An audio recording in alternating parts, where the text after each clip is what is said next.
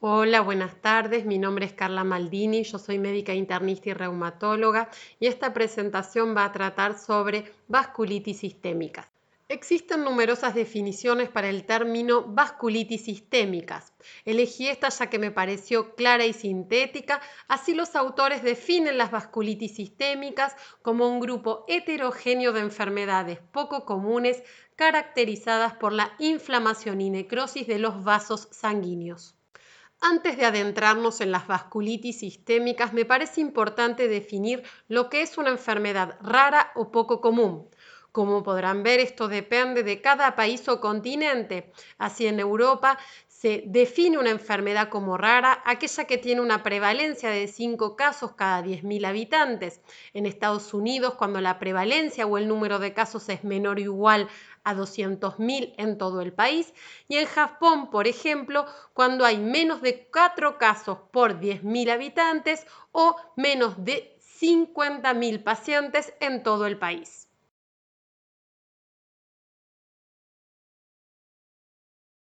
Dada la complejidad de estas patologías, en 1993 un grupo de expertos en vasculitis sistémicas se reunió en Chapel Hill, en Estados Unidos, para intentar poner un orden, creando así una nomenclatura o clasificación, la cual fue reevaluada en 2012.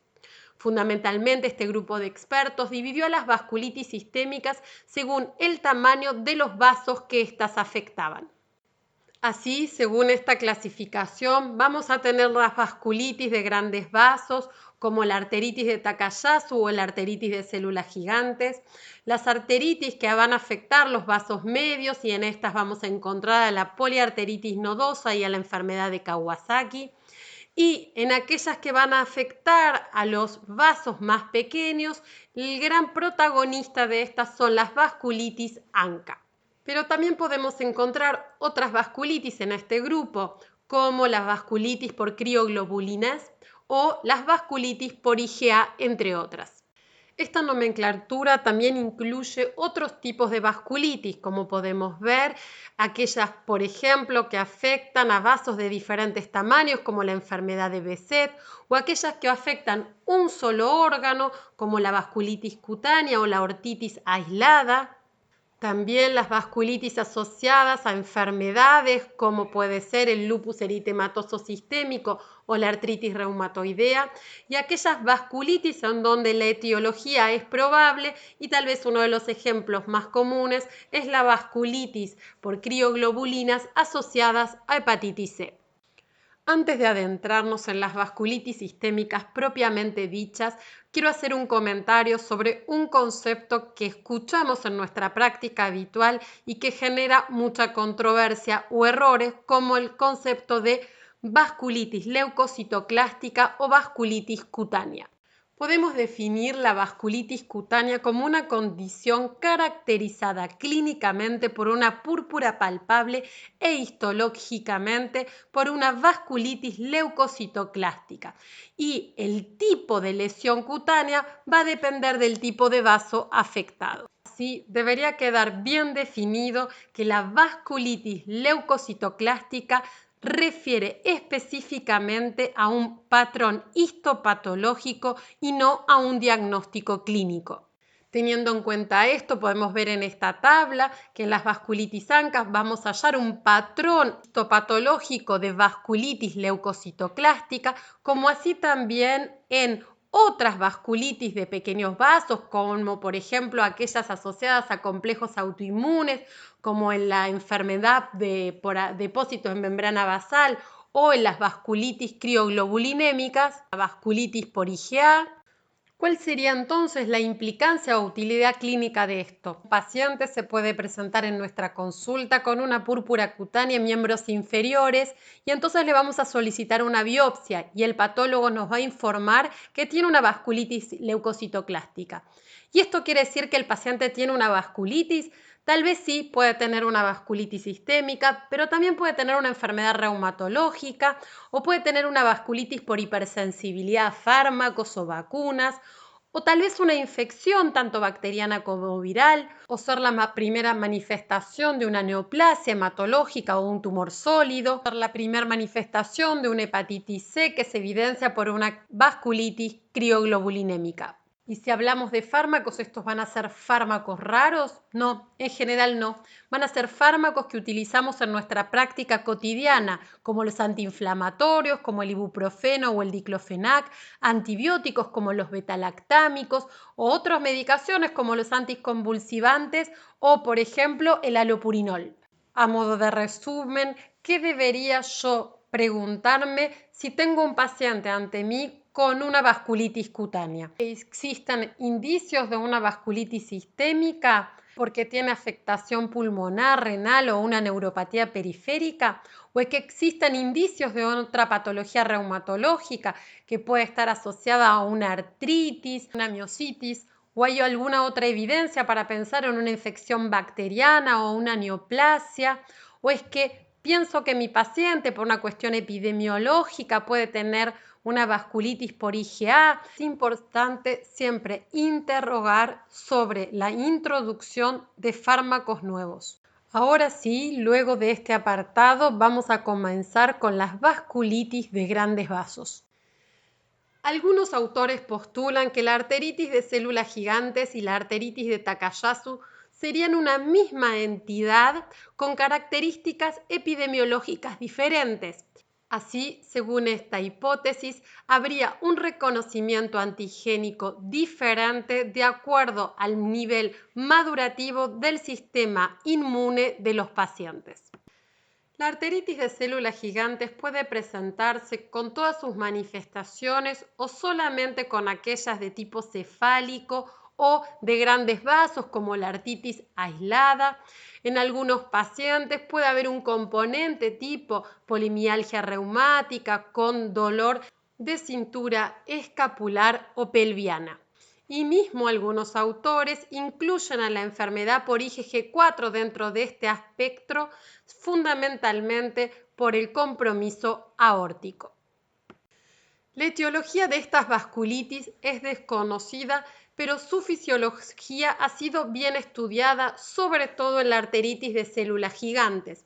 Según algunos investigadores, la lesión comenzaría a nivel de la capa adventicial con un reconocimiento antigénico que provocaría la secreción de interferón gamma y esto llevaría a la diferenciación y especialización de los macrófagos que luego a nivel de la capa media se transformarían en células gigantes. Estas células gigantes van a producir metaloproteinasa, factores de crecimiento y factores angiogénicos que van a llevar a dos tipos de lesiones que encontramos a nivel anatomopatológico en estas vasculitis. Por un lado, se va a producir una degradación de la matriz y peroxidación de lípidos, lo que va a conllevar a la destrucción de la pared arterial con la destrucción tisular. Por otro lado, va a haber síntesis también de matriz con proliferación celular, lo que va a llevar a un intento de reparación y remodelado que lleva a la oclusión del vaso por la hiperplasia intimal. Diferentes mediadores inmunológicos han sido involucrados en la fisiopatología de estas enfermedades. En los últimos años, fundamentalmente, la interleuquina 6 ha sido un target terapéutico en la arteritis de células gigantes y también hay otros estudios que se llevan actualmente a cabo para arteritis de Takayasu. Otro target terapéutico para el cual hay varios ensayos en curso son las anti-JAK o anti-janusquinasa, moléculas que ya son utilizadas en reumatología, por ejemplo, para artritis reumatoidea o artritis psoriásica desde hace ya varios años.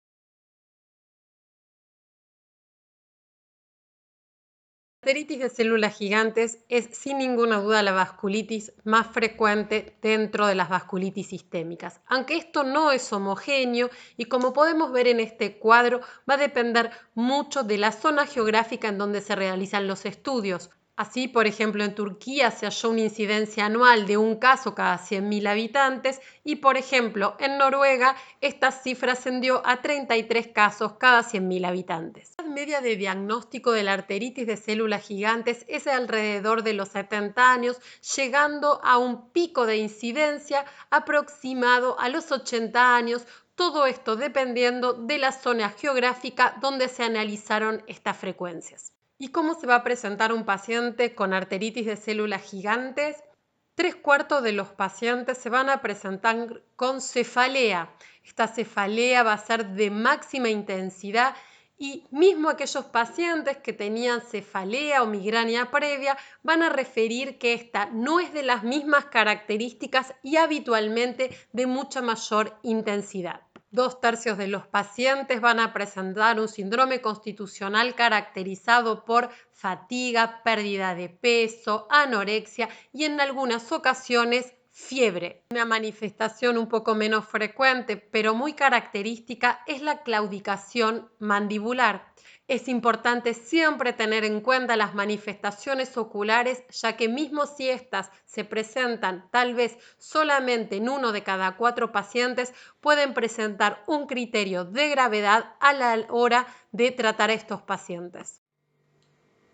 Para el diagnóstico de arteritis de células gigantes, vamos a contar con las manifestaciones clínicas de nuestro paciente, un síndrome inflamatorio desde el punto de vista biológico y una anatomopatología compatible cuando ella es disponible.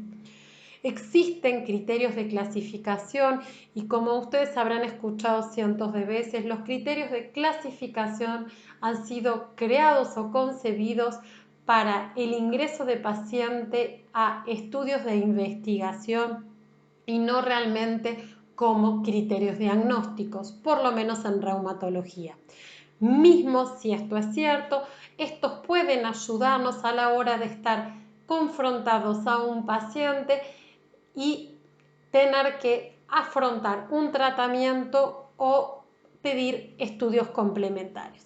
Así, el Colegio Americano de Reumatología en el 1990 creó estos criterios en los cuales un paciente mayor a 50 años con una cefalea de reciente aparición, dolor a la palpación y la disminución del pulso a nivel de la arteria temporal, un síndrome inflamatorio caracterizado por una eritrosedimentación mayor a 50 y una biopsia compatible, cualquiera de estos 3 criterios o más, el paciente sería clasificado como una arteritis de células gigantes con una sensibilidad de alrededor del 93% y una especificidad del 91%.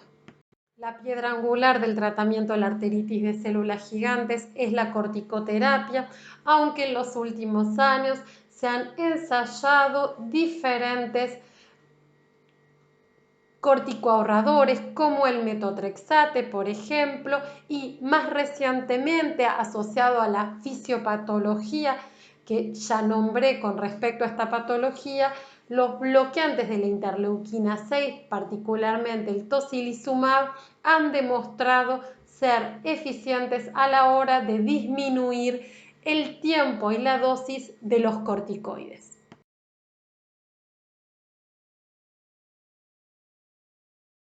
Como la arteritis de células gigantes es una de las vasculitis más frecuentes, la arteritis de Takayasu es la vasculitis menos frecuente. La incidencia de esta patología, como también la arteritis de células gigantes, depende de la zona geográfica en donde se realizan los estudios, pero como podemos ver, su incidencia ronda entre 1 a 2 casos por millón de habitantes y cuando vemos la prevalencia, que sería la incidencia acumulada, esta ronda entre los 10 a los 5 casos por millón de habitantes. Los signos o síntomas vasculares van a ser los protagonistas en estas pacientes. Así, los soplos vasculares como la claudicación a nivel de miembros superiores o inferiores, la hipertensión o el diferencial de tensión cuando se miden ambos miembros, son las manifestaciones más frecuentes. También, pues, estos pacientes pueden presentar síndrome inflamatorio, dolor articular o mialgias, y menos frecuentemente, pero con una gran especificidad, estos pacientes van a manifestar carotidinia o compromiso cardíaco o de sistema nervioso central. Es por lo antedicho que algunos autores proponen estas banderas rojas, es decir, en un paciente menor de 40 años, fundamentalmente mujer, que se presente con un síndrome inflamatorio biológico, con dolor a nivel de carótidas, hipertensión, discrepancia de la medida de presión en ambos miembros, ausencia o debilidad del pulso periférico, claudicación de miembros, alteraciones o soplos a nivel arterial o angina, nos hagan sospechar rápidamente de esta entidad. No es de extrañarse que en 1990, cuando el Colegio Americano estableció los criterios, justamente hayan sido estos: la edad menor a 40 años, la claudicación de miembros, el pulso arterial braquial disminuido, la diferencia de presión entre miembros, soplo particularmente a nivel de su arteria subclavia o aorta, o una arteriografía anormal.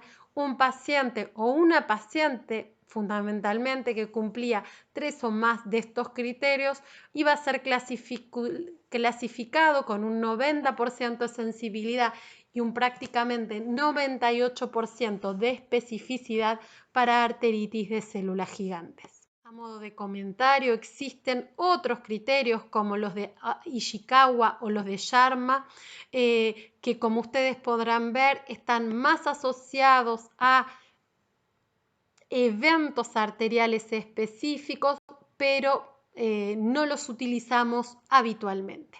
A modo de resumen, cuando hablamos de vasculitis de grandes vasos, la arteritis de células gigantes va a ser un poco más frecuente en mujeres, con un ratio 2:1 en favor del sexo femenino, pacientes mayores de 50 años, en donde puede haber alteraciones visuales casi en un 30% de los pacientes.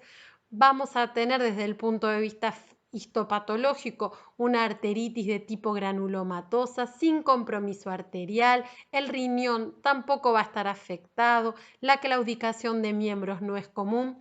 Hay algunos grupos étnicos, fundamentalmente los grupos escandinavos, donde la patología parece ser más frecuente, una gran respuesta a la corticoterapia, y habitualmente estos pacientes no requieren cirugía. Desde el otro lado, la arteritis de Takayasu sin ninguna duda tiene una preferencia por el sexo femenino, con un ratio mujer-hombre de 8:1. Habitualmente son pacientes menores de 40 años, en donde las perturbaciones o la patología oftalmológica es rara. Sí, en el 100% vamos a tener un compromiso de la aorta o de sus ramas. La histopatología es la misma. Podemos encontrar tanto hipertensión renal como claudicación. Sin ninguna duda, la prevalencia es mayor en la etnia asiática. Tienen como su prima hermana una gran respuesta a la corticoterapia, y muchas veces, lamentablemente, debemos recurrir a las intervenciones quirúrgicas para poder ayudar a nuestros pacientes.